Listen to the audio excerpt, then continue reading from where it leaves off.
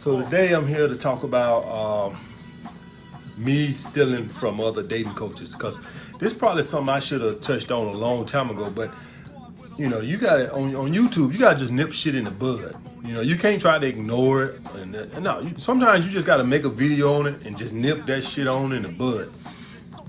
Because I've been accused of stealing from Lucario. First it was Lucario boys. When I first started my channel, Lucario boys come on, hey man, you stealing from Lucario. Then Corey Wayne boys found my channel and, hey man, you stealing from Corey Wayne. You sound just like Corey Wayne. And now Alan Roger Currie boys, man, you sound like Alan Roger Currie. So I've been accused of stealing from every dating coach on YouTube. So let me nip this shit in the bud right now. Have I stole from other dating coaches? No, I haven't, guys. I'm gonna tell you something. The game is the game is the game. All right? It's certain aspects of the dating game that are just principles that no dating coach can take credit for. All right? Now, I might have learned it from them, but they didn't create it. They learned it from somewhere. It's certain aspects of the game that no matter who channel you go and look at, we all gonna have those certain principles about us that we talk about, because that's the game. All right, the game is the game is the game. All right, being unavailable to women and not letting women use you for your attention, or as some dating coaches like to say, your non-sexual attention. Any dating coach you go follow is gonna tell you that. No dating coach on YouTube can take credit for making those principles. Those are the founding blocks, the building blocks to becoming a player, to becoming successful with women, is being unavailable to women, putting your purpose first, not chasing behind women. Every dating coach on YouTube is gonna have videos on those principles. It's certain principles of the game that every dating coach is gonna have. Alan Roger Currie is not going to agree with everything that Corey Wayne says. Corey Wayne is not going to agree with everything Alan Roger Currie says. Lucario is not going to agree with everything Alan Roger Currie says. Lucario is not going to agree with everything I say. I'm not going to agree with everything Lucario says. That what makes us different. We all going to say probably about 50 to 60% of the same shit, but that other 40 to 50% is where we all separate. We all got different principles of the game. Every now and again, you're going to say, wow, Rom said this, but ARC said that.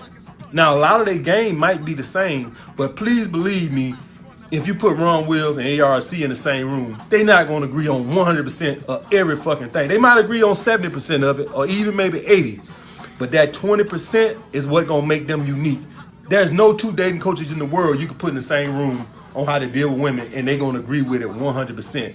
That small percentage is what makes a difference. So, no, I didn't copy no dating coaches, guys. I learned from dating coaches, because there's certain principles of the game that nobody can change. All right? Any dating coach trying to take credit for any principles of the game is fucking delusional. The game been around before anybody who's living today was born. All right, guys? So I just wanted to put that out, guys, that the game is the game is the game. Now, I know immediately a few people saying, no, ARC, not another clip of AMS. No, please tell me no. And initially when I was going to do this video for today, as recently as last night, I wasn't planning on bringing up AMS again, but I've said it at least once before in the last week or two, and I'm going to say it again, man.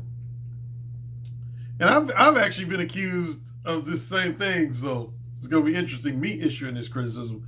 But I've had people since I've been on YouTube have told me, Alan, you have some incredibly loyal, fanatical, and protective fans and supporters. Matter of fact, I know one person off the top of my head was Big Mike. I remember, if you remember, a brother named Big Mike from Max City Limits. He did a whole video, which actually pissed me off at the time. I actually had minor beef with Big Mike for doing a video. But he did a video early this year where he was criticizing the fact that he said I had a lot of followers and supporters who were, number one, loyal, which to me is a good thing. Fanatical, that could be both good and bad. And he said protective. Yeah, he said loyal, fanatical, and protective. Meaning protective, meaning that anytime they hear somebody talking negatively about me, they come out in full force defending me. Well, if there's at least one person, and more particularly another dating coach, who I would say his followers and supporters are at minimum equal to mine, if not worse than mine in those three respects, is AMS. Man, in the last, I don't know what, roughly a week and a half, 2 weeks, I literally had to delete somewhere between 75 to 100 comments and reply comments by AMS followers. And my girlfriend who lives with me has been a witness to it. She's seen me delete them. Yeah, man, AMS, man. I guess in one respect, I have to compliment him. Again, the same thing that's been attributed to my followers. He has a lot of people who love him to death, adore him to death, hang on his every word, and they're very protective of what they feel are unfair criticisms about him and opinions about him and commentary about him. So they just come out the woodworks. They're like relentless. They don't give up. I'm talking about, when I say relentless, they do it pretty much on a daily basis. There really hasn't been a day that passed the last week and a half to 2 weeks without me getting at least 5 to 10 comments or reply comments from AMS's followers. So that's going to be the first portion of my video, and then I'm going to move on to my main topic. But what I'm going to start off talking about, I'm going to address, once again, this will be my fourth time addressing something to do directly, indirectly to do with AMS. Now, as far as AMS followers who just wrote stuff like, Alan, you're a dick, Alan, you're an asshole, Alan, you suck. I don't care about that shit. Here's 2 things I am going to address. A lot of followers of AMS have come in criticizing me. What 3 things? No, forget 2 things. 3 things. I'm going to address 3 things, and then I'm going to move on to my main topic related to AMS. Number 1, is AMS followers keep writing me saying something to the effect of, Alan, why do you feel the need to keep mentioning AMS in your videos? Doesn't that mean that you're obsessed with him, and even more so that you're jealous and envious of his success on Patreon? Huh? Doesn't that mean that, wouldn't you have to publicly admit that the fact that you bring him up on your videos definitely means that you're obsessed with him, and or that you're jealous and envious of his financial success as a book author and dating coach, particularly his financial success on Patreon? So I'll address that first. You know, one of my criticisms of AMS is that he's hypocritical. And I can see why y'all follow him, because a lot of his fans and followers, supporters, are hypocritical. And y'all hypocritical in this regard. Y'all getting agitated because I keep bringing up his name in videos. How come y'all weren't agitated in him between roughly December 2017 and March, April, May of 2018, when he used to keep my name in his mouth? Was y'all criticizing him for keeping my name in his mouth? I would say 99% chance, no, you wasn't. Y'all was probably laughing and co-signing when he was criticizing me, insulting me, and commenting on me in his videos. Don't think I don't remember. All my fans and followers remember, who've been following me for a while, remember that. Again, between roughly early to mid-December of 2017, which is when he first started kind of making noise in the manosphere, all the way up until about April or May of 2018, AMS used to keep my name in his mouth.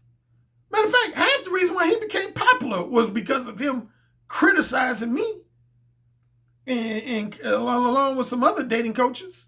See, that's the thing you got to remember about AMS. Before he started really, truly, officially marketing himself as a dating coach, his claim to fame was actually criticizing dating coaches. He used to criticize the advice of dating coaches. And see, what happened was, that's how he first started out, because at first, AMS used to market himself on YouTube as a health and fitness trainer. And then he started gaining some popularity as a result of criticizing the advice and commentary of various dating coaches, most prominently myself. A couple others would be Mr. Currie, who I just mentioned, Steve Dean Williams, and at least one or two other guys. But I was probably his main target. His main thing against me, he used to criticize me for promoting the idea of being honest with women and having some degree of morals, values, and ethics when it comes to dealing with women. His attitude was, fuck honesty and fuck morals, values, and ethics. That was his main beef with me. A secondary beef he had not only with me, but with Mr. Lucario and at least Steve D. Williams, if not a couple other dating coaches, was he used to say that we overemphasize the concept of confidence, self-confidence. He used to say that self-confidence was bullshit.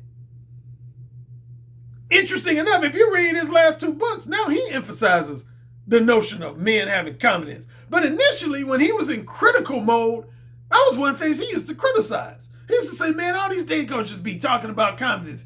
His argument was, you cannot have true confidence unless you've already had a lot of success with women. He basically argued, if you've never had any romantic or sexual success with women, how can you really be confident? How can you really be confident? Which is an argument I've destroyed a few times. I don't have the patience to destroy it again. But in real overly simplistic terms, taking action is what gives you confidence.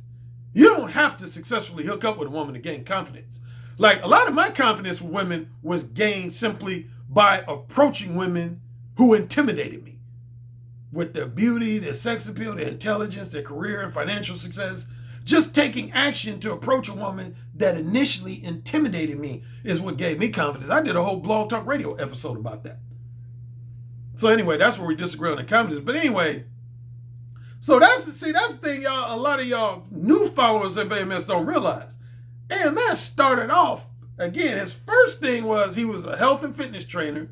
Then the second thing he was known for was criticizing and insulting dating coaches. And then what happened is some of his followers basically said, oh, AMS, you probably know just as much, if not more, than these dating coaches you criticizing. You ought to become a dating coach yourself. You ought to give us some of your own unique brand of dating advice yourself. And then he basically went, you're right. And then next thing you know, he started promoting himself as a dating coach. You know who else I got to throw in the mix in that category would be my longtime back and forth beef rival, Mumia Obsidian Ali. From what I hear, he's doing the same thing.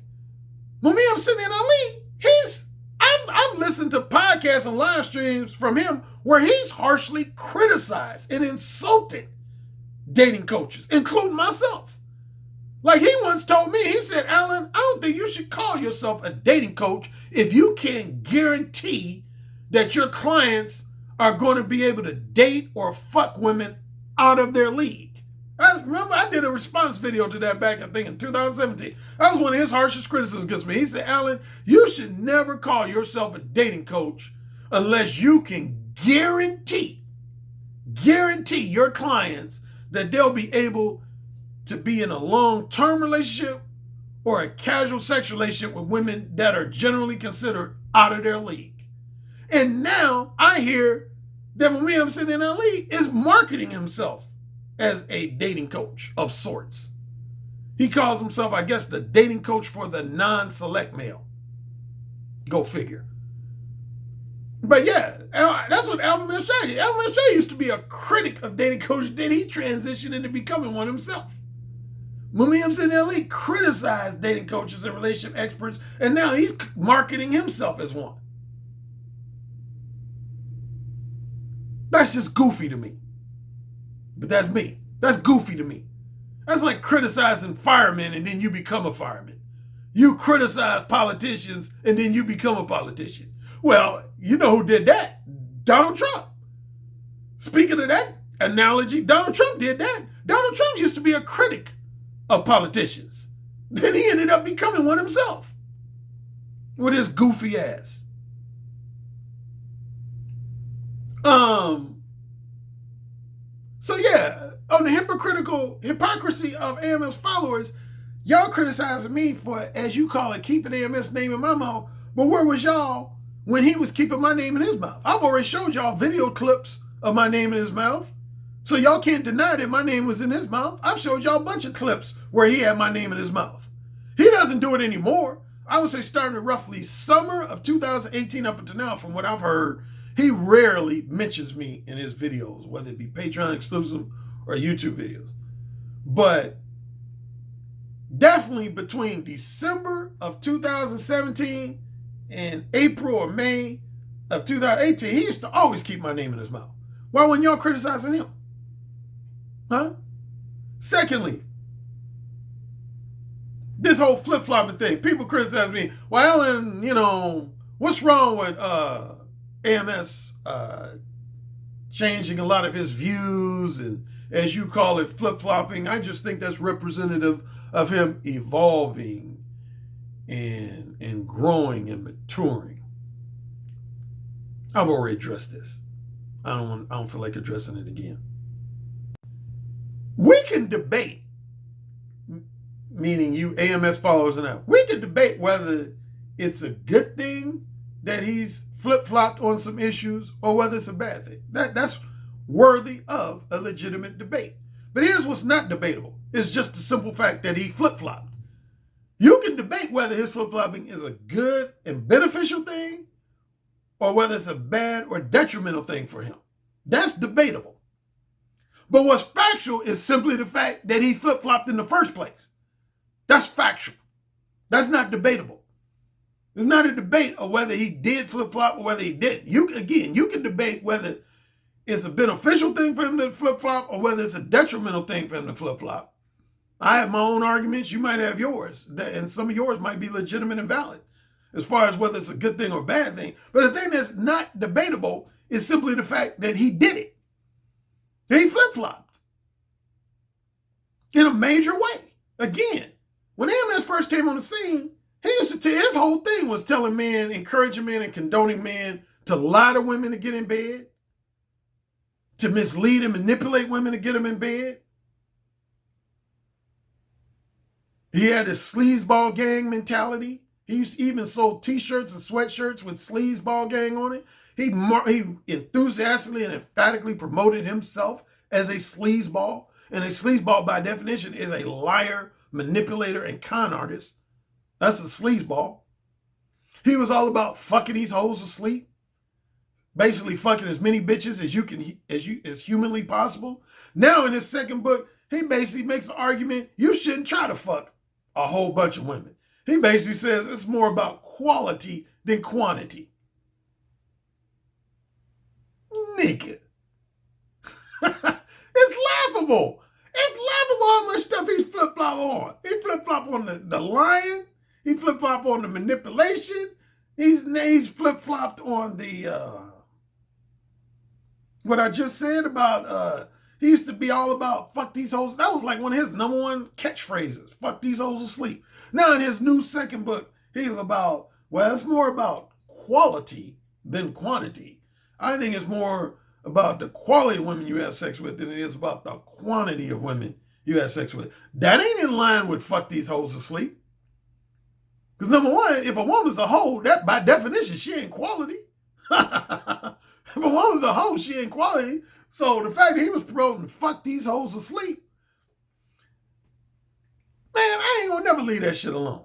I don't care how much you AMS followers try to urge me to keep his name out of my mouth and quit, as you call it, picking on him and that type of shit. I'm always pick on that motherfucker if he flip-flopping and wishy-washy like that. I'm pick on anybody who's like, it ain't just him, anybody who does that type of shit. I don't care who it is. If you call yourself a relationship expert, call yourself a dating coach, and you flip-flopping all over the place, I'm going to always call you out. Relentlessly, I'm going to call you out. I don't care if your followers don't like it. I don't give a fuck. I'm going to call you out. So anyway, that's issue number one, is the whole flip-flopping thing combined with, Alan, why do you keep his name in your mouth? He kept my name in his mouth. He drew first blood. And he got to deal with it. Number two, the plagiarism issue. Some people are writing me and saying, Alan, man, you keep accusing AMS of stealing your stuff and basically plagiarizing your material. But the reality is, man, as AMS has pointed out, and a few other people I know have pointed out, man, the game is the game is the game. Now, as y'all know, I addressed this at least twice. This will be my third time addressing this whole argument. I addressed this argument in 2018. I did a whole video called Why the Phrase, the assertion that the game is the game is the game is bullshit. Then early this year, I did a video called There's No Such Thing as Universal Game. There's no such thing as universal game. So for all of you people who make that argument about the game is the game, that is straight up unintelligent, ignorant ass, street level bullshit. Quote me on it, put it in your notes. That's bullshit. It's bullshit. It's bullshit. Only somebody who's unintelligent, ignorant, doesn't read shit. Watch the movie called Idiocracy that predicts that in the future we just gonna have a bunch of unintelligent idiots running around. I think to a certain extent we already do. And that's the category I put you in when you say shit like the game is the game is the game is the game. Nigga, shut the fuck up with that bullshit. That stupid ass shit. You don't see nobody who got a college degree behind their name saying that stupid bullshit. It's stupid. Yeah, I say it's stupid. This is where you're going to bring out Alan Currie's intellectual snob side, for lack of a better label. This is where my intellectual pretentious side going to come out. That's some stupid, I wanted to say some stupid street N-word shit. That's some stupid shit. Ain't no fucking the game is the game is the game. Go to a copyright lawyer or a trademark lawyer and see if they agree with you. If you get a copyright lawyer or a trademark lawyer to agree with you on that, then I'll shut the fuck up. That's when I'll shut the fuck up. If you say, Alan, I talked to 5 copyright lawyers when it comes to writing books about dating advice, and they agree with me that the game is the game is the game is the game. You tell me that you talked to 5 attorneys who specialize in copyright law and trademark law, that they would agree with that assertion that the game is the game is the game is the game, that's when you're going to get me to permanently shut up. But until that fictitious day comes, I'm going to tell y'all that's some stupid shit. It's stupid. Here's some simple examples of why it's a stupid statement. I already mentioned that there's 2 types of verbal game. Direct verbal game and indirect verbal game. Everybody knows that. So if the game is the game is the game is the game, why do you have 2 different philosophies then? Huh? Why do you have people teaching 2 different, why do you have some people promote direct verbal game and other people promote indirect verbal game if the game is the game is the game is the game?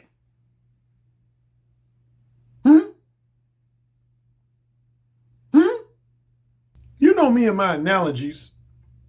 I'll give you a simple analogy when people say the game is the game is the game. You know what that's like saying? I'm going to give at least 2, if not 3 analogies.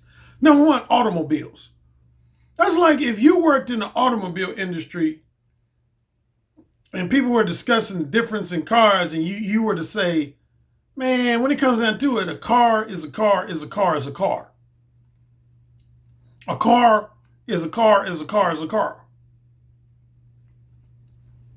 Now, in a small respect, that would be true.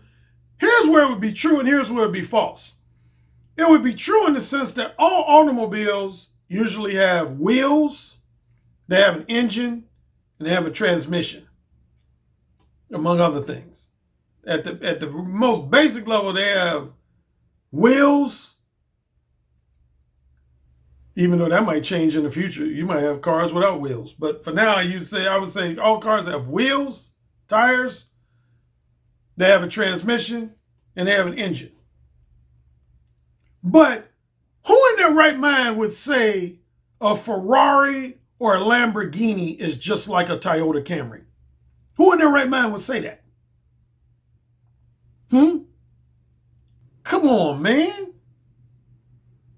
When you examine automobiles, you realize that they might have some basic components, again, such as tires, wheels, engine, and transmission. But beyond that, automobile manufacturers take pride in solidifying their own unique brand.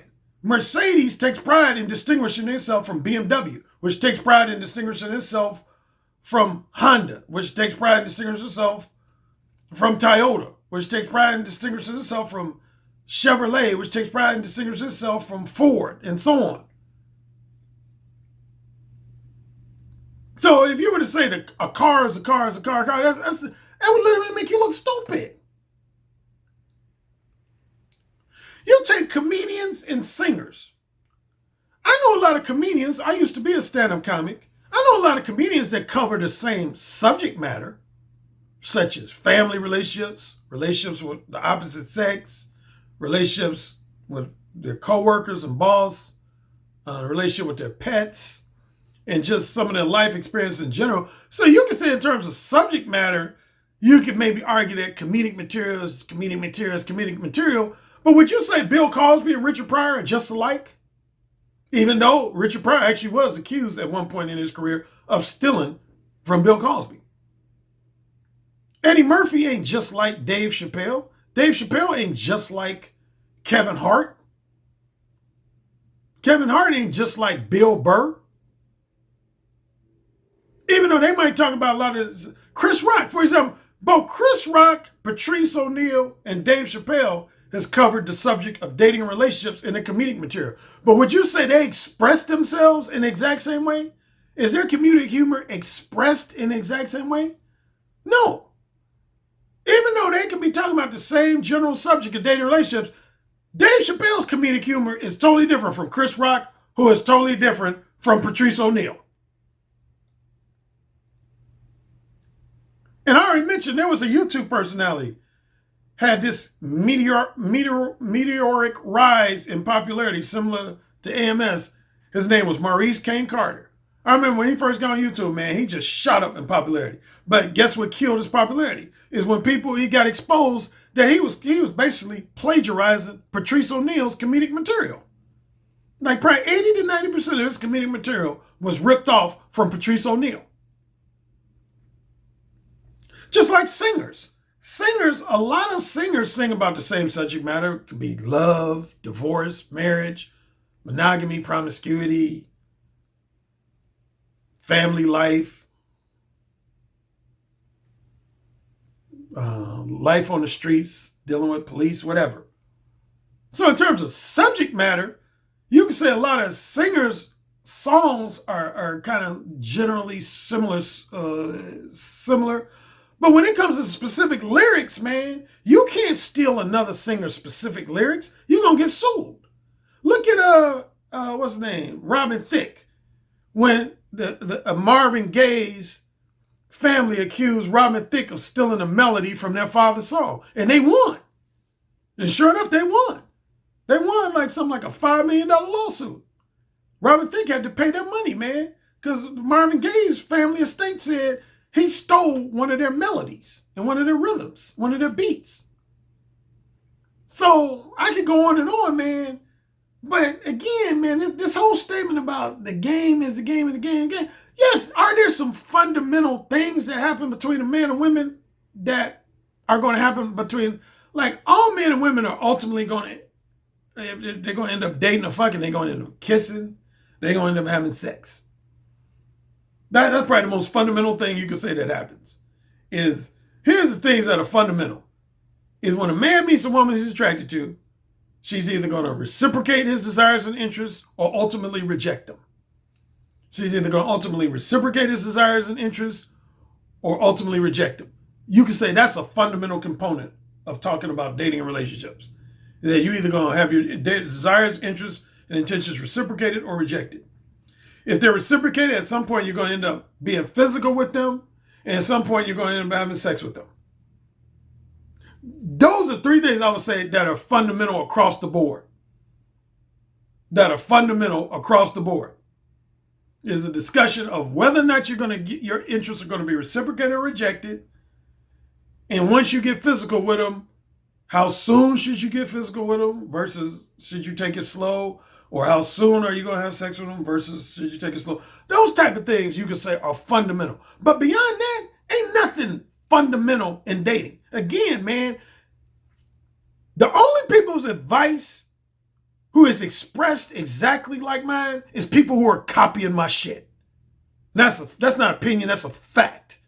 The only people whose advice is expressed exactly, I mean exactly or close to exactly like mine, is people who are copying my shit.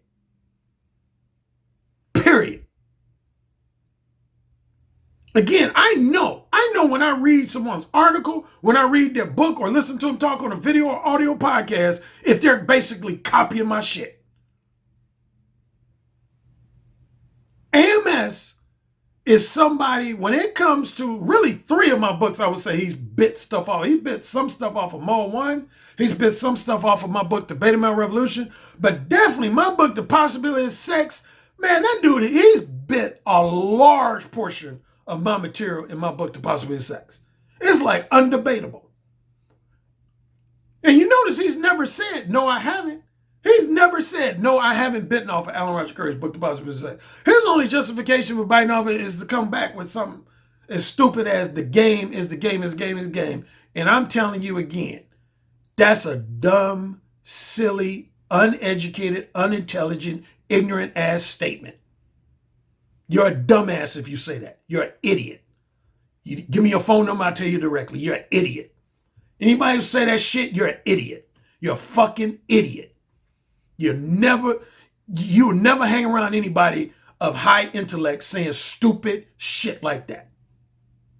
You know what that phrase really comes from? If you do your research like I like to do on stuff, that don't even have nothing to do with dating advice.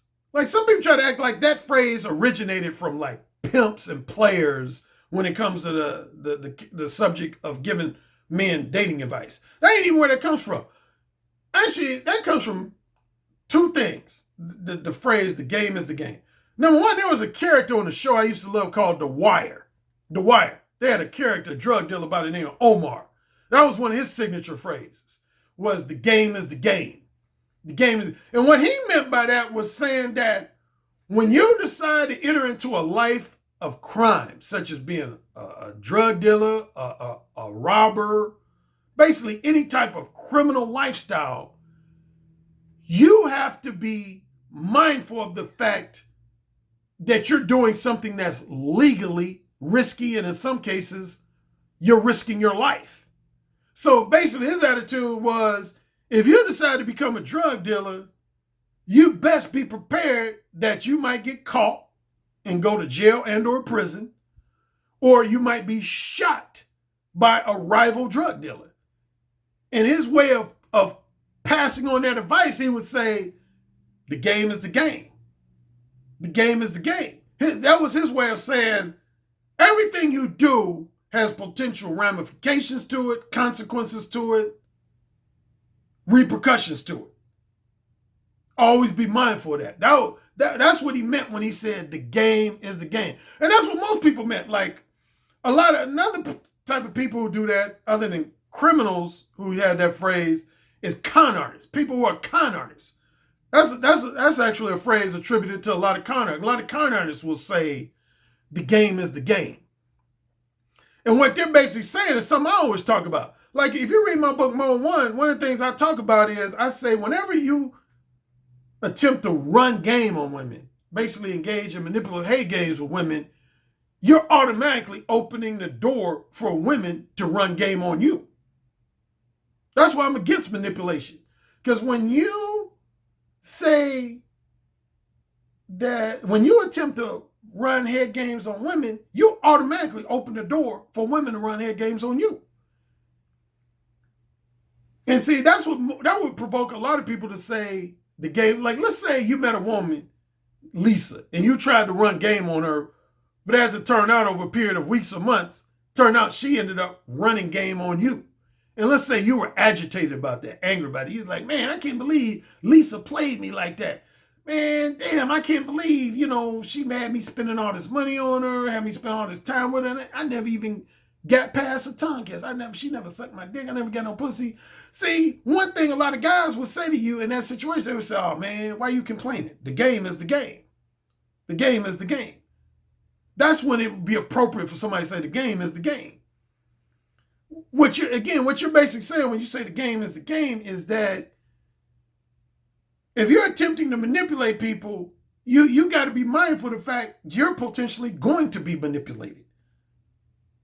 So the two times where that phrase is most legitimately appropriate, the game is the game, is when you're talking about criminal activity and or you're talking about some form of intentional manipulation of someone.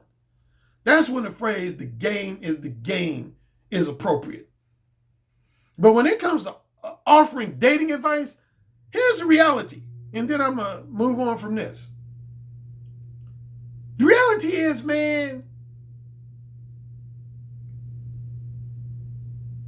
my knowledge, wisdom, and insight comes from my personal experiences. See, that's how people know I'm not a copycat. Like, one of the known compliments I've been given ever since I became a book author and dating coach. Like I mentioned this one time, I was doing a one-on-one face-to-face coaching session. And at the end of the session, this client of mine just kind of looked at me for a few seconds. And I was like, why are you looking at me like that? He said, Alan, the reason I love you, man, I respect you as a dating coach, because I can tell you've been in the trenches. I can tell you've been in the trenches. He basically went on to say, I can tell you're not just repeating, regurgitating, and just biting off of stuff you've heard other people say. He said, the reason why I can tell is because for every morsel of wisdom you give me, you got a story related to it. And I remember when I spoke in Las Vegas in 2012, that's what a lot of people who were at the workshop said. They said, Alan, man, more than probably any other dating coach I've come across, you have like just dozens, if not hundreds, of stories that substantiate your knowledge, wisdom, insight, and advice. Most of your wisdom and advice is attached to some story, something you personally experienced. And see, that's one of the ways you can tell, man, who's real versus who's just copying other people's advice. Just about most people who are copycats, people who are plagiarizing other people and biting off other people's advice, they ain't got no stories. They don't have no anecdotal stories. They just be giving you advice, but it ain't really directly attached to no detailed story. I have a detailed story that relates to almost every piece of advice I give the man. I have personal, detailed stories. Probably the one book that highlights a lot of my detailed stories would be Who Said Again, with my 6 verbal seduction stories. But I have stories related to my advice, because I ain't never had nobody accuse me of copy. Like, if you listen to that intro clip, what did AMS say himself? He said he's been accused of copying me. He said he's been accused of copying Lucario. He's been accused of copying Currie Wayne and 1 or 2 other people. I ain't never been accused of that. When I came out with my first book, Mode 1, nobody said, Alan, damn, you kind of copying so-and-so. Nobody said that to me. I ain't never had nobody say, Alan, your book, Mode 1, is just like so-and-so's book. I ain't never had nobody say that to me. When I came out with Who Said Again, I never had nobody say, Alan, your book, Who Said Again, is just like so-and-so's book. A lot of stuff in your book sounds just like so-and-so. I never had anybody say that. Possibility of Sex. I didn't have anybody say, Alan, this book, Possibility of Sex, is just like so-and-so's book. The one book I did have a couple people mention, they said, Alan, your book is kind of loosely similar to Esther Villar's book, The Manipulated Man, because both books deal with men being manipulated by women. But those people who even brought up that book went on to say, they said, but your writing style is totally different. Like, she's talking about men being manipulated more on a sociological level, whereas yours is more so about men being manipulated on a one-on-one level, a psychological level. So that's the way that you two's books are different. But just in terms of the theme of men being manipulated by women, people try to loosely say, yeah, your book is kind of loosely similar to Esther Villar's book. But other than that, as far as being compared to like another dating coach, PUA or whatever, nobody compared that book to anybody else. It's the blueprint. It's the blueprint. Beta Male Revolution. I never had anybody after I came out with the Beta My Revolution say, Alan, your book is just like so-and-so's book. This book is just like so-and-so's book. Nobody said that. When I do my videos and talk about shit, nobody has ever said, Alan, you sound just like so-and-so. In other words, my point is, just the fact that somebody is accused of sounding just like somebody else says something in itself. That says something in itself. Just the fact that AMS has been accused of sounding just like me, particularly as it relates to the contents of my book, The Possibility of Sex, that says something. I told you, I've had, among my own followers and Patreon subscribers, I've had a minimum of 75 dudes who told me after they read either the ebook version of Possibility of Sex or listened to the audiobook that told me, they said, Alan, man, after listening to your Possibility of Sex audiobook, man, you have no idea how much AMS has ripped you off, man. He sounds just like you. He sounds just like you in this audiobook. And see, copycats, that's what they do. They try to justify stealing shit and plagiarizing shit and saying stupid shit like the game is the game is the game. That's bullshit. I've already talked about, there's 5 different ways to get women in bed. Attraction, seduction, dishonesty and manipulation, financial negotiation, and coercion. Somebody who primarily gets women in bed by attraction is never going to have the same game as someone who gets women in bed by financial negotiation. So how can you say the game is the game is the game is the game? For example, tricking, a guy who gets women in bed primarily through tricking is going to have totally different game than somebody who gets women in bed through verbal seduction like me. My main game is verbal seduction. So if you ain't into verbal seduction, you ain't going to have no multiple similarities with me. You ain't going to have no multiple similarities with me. If I'm about straightforward honesty and you about lying, you ain't going to have no similarities with me. So how the fuck you going to say the game is the game is the game is the game? Again, that's some street level, unintelligent, ignorant ass N-word shit. That's what that is.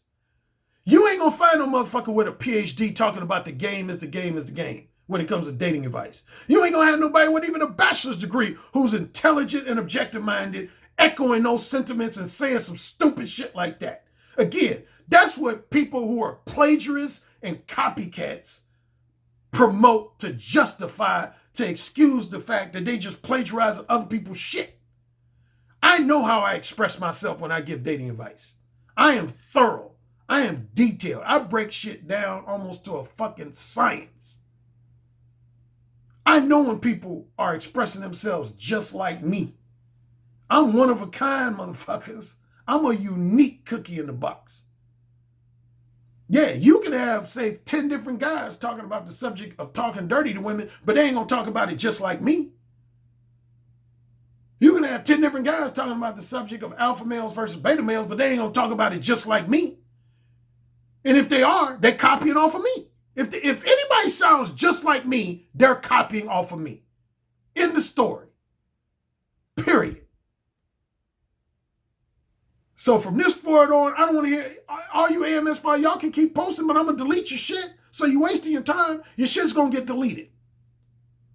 I don't care how much, even if you try to sound halfway intelligent and halfway objective-minded, if I realize your shit's just goofy bullshit, your shit's getting deleted. If you want to dog me out, talk about me, go to AMS comment section, dog me out to your heart's desire. But you ain't going to do it in my comment section. Your shit's going to get deleted. And that goes for anybody talking about anybody else. Do I want an echo chamber? You damn right I want an echo chamber. I said that in a previous video this year. You damn right my comment section is an echo chamber. And I don't apologize for it. In no respect. If you ain't got love and respect for me, stop watching my videos. Period. If you ain't gonna love me, adore me, respect me, stop watching my videos. Watch somebody else's shit. Don't watch my videos. But if you gonna watch it and you gonna say stupid shit, I'm gonna delete your shit. Capiche? Get it? Got it? Good. Drops mic.